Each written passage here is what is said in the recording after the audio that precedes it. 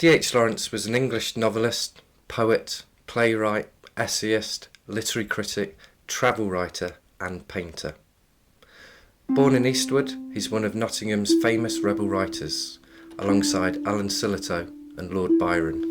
Lawrence courted controversy throughout his life, writing about the dehumanising effects of industrialisation and championing sensuality in an over-intellectualised world.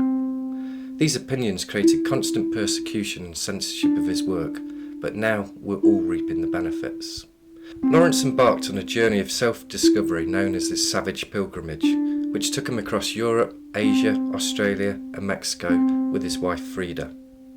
We want to retrace this savage pilgrimage, explore Lawrence's significance as a writer, and develop his personalised travel trunk as a cabinet of curiosity or a memory theatre.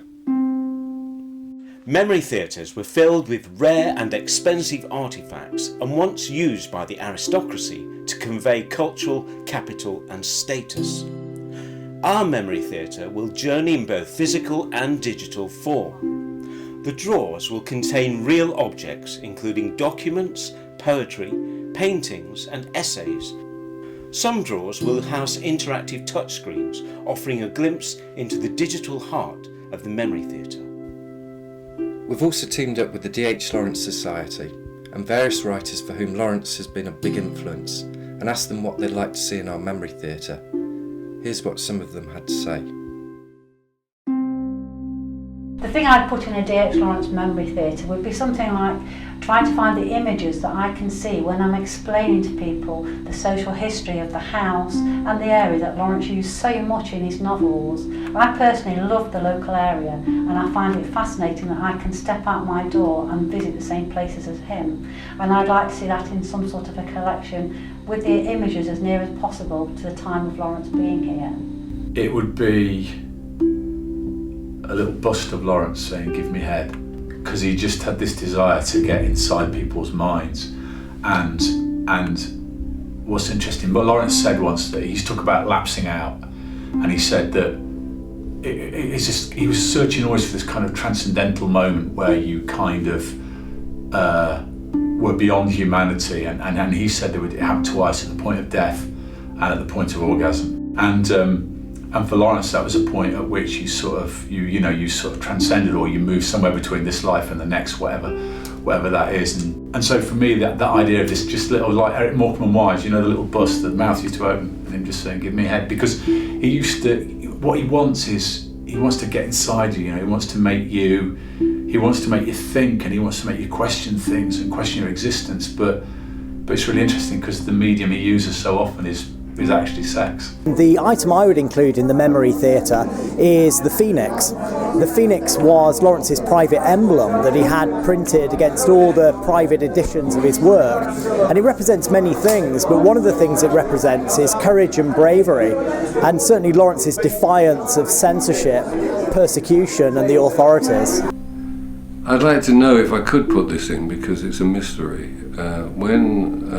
After Lawrence died, Frida took out with the lover, who was probably the inspiration for the lover in Lady Chatterley's Lover, Angelo Ravagli. And she sent him in 1935, 5 years after Lawrence died, to bring the ashes of Lawrence back from France. And when he brought the ashes back, there was a big fight among the women about what to do with the ashes. But before he died, he confessed that it wasn't Lawrence's ashes. He'd got drunk or upset in Marseille and thrown the ashes in the water.